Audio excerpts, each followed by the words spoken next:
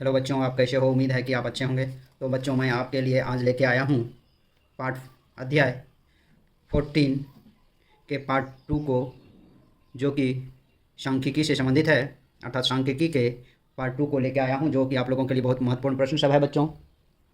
तो बच्चों, आज का प्रथम प्रश्न है, प्रथम 5 पूर्ण संख्याओं का माध्य क्या होगा? ए में 2, बी में 3, सी में 4, डी में 2.5।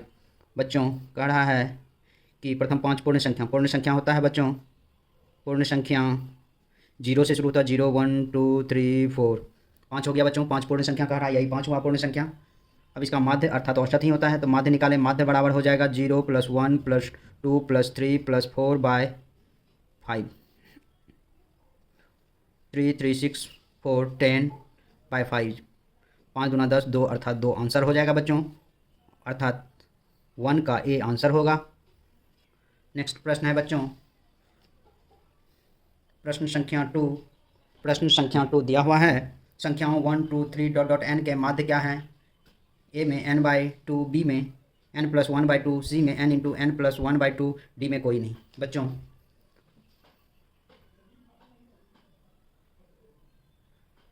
बच्चों 1, 2, 3, 4 डॉट डॉट एन प्राकृत संख्याओं का योग, प्राकृत संख्याओं का योग बराबर होगा n×n+1/2। ये आपको होता है n×n+1/2 होता है प्राकृत संख्याओं का योग। आपको माध्य मांग रहा है, माध्य बराबर टोटल n संख्या है, इसीलिए माध्य बराबर हो जाएगा बच्चों n×n+1/2/n। n से भाग दे देंगे तो यह इसका माध्य निकल जाएगा, क्योंकि टोटल n संख्या है और उस संख्याओं का योग n×n+1/2 हुआ है, और उसमें जब n से हम भाग दे देंगे तो वो माध्य या औसत निकल जाएगा बच्चों। तो n और n को काट देंगे तो बचेगा n+1/2, अर्थात इसका आंसर बी होगा, अर्थात 2 का आंसर ऑप्शन नंबर बी होगा। नेक्स्ट प्रश्न है बच्चों, प्रश्न नंबर 3 दिया हुआ है बच्चों। प्रथम 10 सम प्राकृत संख्याओं का माध्य क्या होगा? ए में 10, बी में 11, सी में 100 और डी में 110। बच्चों, प्रथम 10 सम प्राकृत संख्याओं का माध्य बराबर, पहले प्रथम 10 सम प्राकृत संख्या, प्रथम 10 सम प्राकृत संख्या बराबर 2, 4, 6, 8, 10, 12, 16, 18, 20। ये 10 समप्राकृत संख्या हुआ बच्चों। या इसको आप ऐसे भी लिख सकते हैं, बड़ा संख्या हो तो उस तरह से लिख सकते हैं, 2, 4, 6, 8 डॉट डॉट 20 तक लिख सकते हैं। ये 10 समप्राकृत संख्या हुआ बच्चों। इसको मैं आसान तरीका से बताता हूँ, आप कैसे बनाएंगे। इसका जब माध्य निकालना हो, तो माध्य बराबर प्रथम संख्या या प्रथम पद जोड़ अंतिम पद बटे 2 कर लीजिएगा। 2 + 20/2 बराबर 22/2, 11, अर्थात 11 इसका आंसर होगा बच्चों, माध्य जब निकालना होगा। या बच्चों इसे आप निकाल भी सकते हैं दूसरे मेथड से। तो दूसरे मेथड से इसको आपको टोटल कितना है, 20 तक का सम संख्या है, 20 में 10 होगा, सम संख्या 10 × 10 + 1/10 कर दीजिएगा तो भी इसका निकलेगा। अर्थात इसका फॉर्मूला होता है प्रथम n प्राकृत संख्याओं, प्रथम सम n प्राकृत संख्याओं का योग होता है n×n+1। उसमें बाय n कीजिएगा तो वो आपको निकल जाएगा, आपको औसत या माध्य। तो 3 का आंसर हो जाएगा बच्चों, ऑप्शन नंबर बी 3 का आंसर होगा। नेक्स्ट प्रश्न है बच्चों, प्रश्न नंबर 4, 19 और 25 का समांतर माध्य क्या होगा? ए में 24, बी में 23, सी में 22 और डी में 21। बच्चों, समांतर माध्य बराबर होता है, ये जो संख्या दिया हुआ है 19 + 25/2, अर्थात 44/2, 22 दूना 44 अर्थात 22। इसीलिए 4 का आंसर हो जाएगा बच्चों, ऑप्शन नंबर सी। नेक्स्ट प्रश्न है बच्चों, प्रश्न नंबर 5 दिया हुआ, x+3, x+6, x+9 और या तथा x+12 का समांतर माध्य क्या होगा? दिया हुआ है प्रश्न बच्चों, x, x+3, x+6 x+9 तथा x+12 का समांतर माध्य क्या होगा? ए में x+5, बी में x+6, सी में x+7 और डी में x+8। बच्चों, समांतर माध्य अर्थात माध्य एक ही बात है। समांतर माध्य बराबर सभी संख्याओं का योग बट जितना भी संख्या वो नंबर दिया जाता है, सभी संख्याओं का योग बटे कुल संख्या।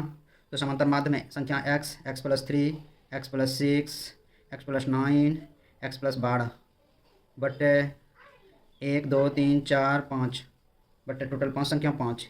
अब इसको जोड़िए बच्चों, x plus x 2x 3x 4x 5x, ये 5 ठो है प्लस में x, इसलिए हो जाएगा बच्चों 5x। 3 प्लस 6 6 3 9 9 18 प्लस 12 30 हो जाएगा बच्चों बट्टे 5। 5 कॉमन ले लीजिए, x प्लस 6 होगा बट्टे 5, गुना में है ये 5 कट जाएगा, x प्लस 6 आंसर होगा, इसीलिए 5 का आंसर हो जाएगा बच्चों ऑप्शन नंबर बी। बच्चों 6 नंबर प्रश्न है, माध्य के सूत्र माध्य A plus sigma F I D I बट्टे सिग्मा एफ आई में ए क्या सूचित करता है।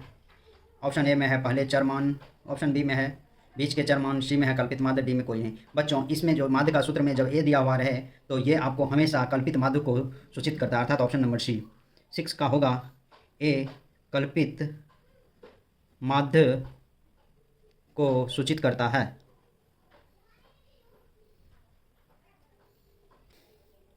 यदि 4 लगातार विषम संख्याओं का माध्य 6 है तब सबसे बड़ी संख्या क्या होगी। बच्चों दिया हुआ है इसका ऑप्शन ए में 9, बी में 11, सी में 15, डी में 21, अर्थात ए में 9, बी में 11, सी में 15 और डी में 21 दिया हुआ है बच्चों। तो चलते हैं, कह रहा 4 लगातार विषम संख्याओं का माध्य, माना कि 4 लगातार विषम संख्या क्रमशः x plus 2, x plus 4, x plus 6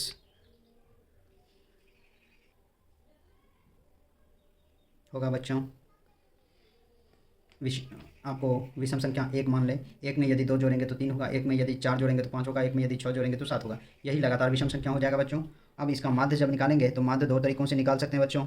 एक तो है सबको जोड़ के उतना से भाग दे देंगे, सबको जोड़ेंगे बच्चों और 1 2 3 4 चारों संख्याओं को जोड़ के 4 से भाग दे देंगे। एक है विधि प्रथम पद प्लस अंतिम पद बट्टे 2।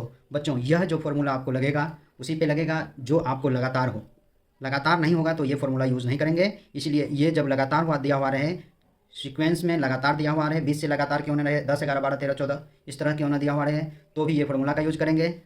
यदि लगातार नहीं दिया हुआ रहेगा तो ये फार्मूला यूज़ नहीं हो पाएगा। तो प्रथम पद x और अंतिम पद x प्लस 6 है बट्टे 2 कर देंगे, 2x प्लस 6 बट्टे 2, 2 कॉमन ले लीजिए, x प्लस 3 बट्टे 2, 2 कट गया, x प्लस 3 आंसर होगा बच्चों। सॉरी बच्चों x प्लस 3 तो ये हो गया आपको माध्य, और ये माध्य बराबर यहाँ 6 दिया हुआ है, करा 4 लगातार विषम संख्याओं का माध्य 6 दिया हुआ है, तो x ये 6 दिया हुआ है बच्चों। तो आप लिख सकते हैं x plus 3 equal to 6, therefore x equal to 6 minus 3 equal to 3। जब यह x का वैल्यू इसमें 3 आया तो सबसे बड़ी संख्या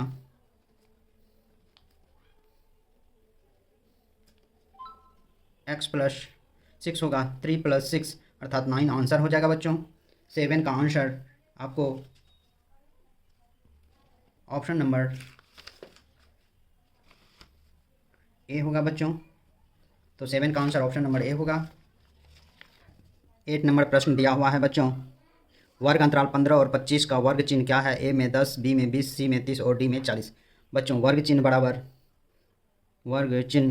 बराबर उच्च सीमा जोड़ निम्न सीमा बट्टे 2 होता है।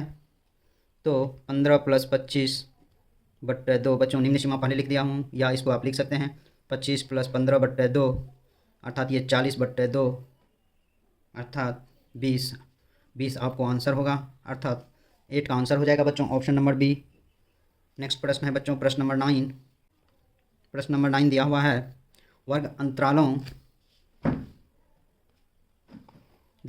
अंतरालों की वर्गों की लंबाई क्या होगी, जबकि वर्ग अंतराल 2, 5, 2-5, 5-8, 8-11, 11-14 डॉट डॉट है। ए में 3, बी में 4, सी में 4.5 और डी में 5। बच्चों इस वर्ग अंतराल में 2, 5, 5, 8, 8, 11 11 14 डॉट डॉट में वर्ग अंतराल की ये इसकी लंबाई, वर्गों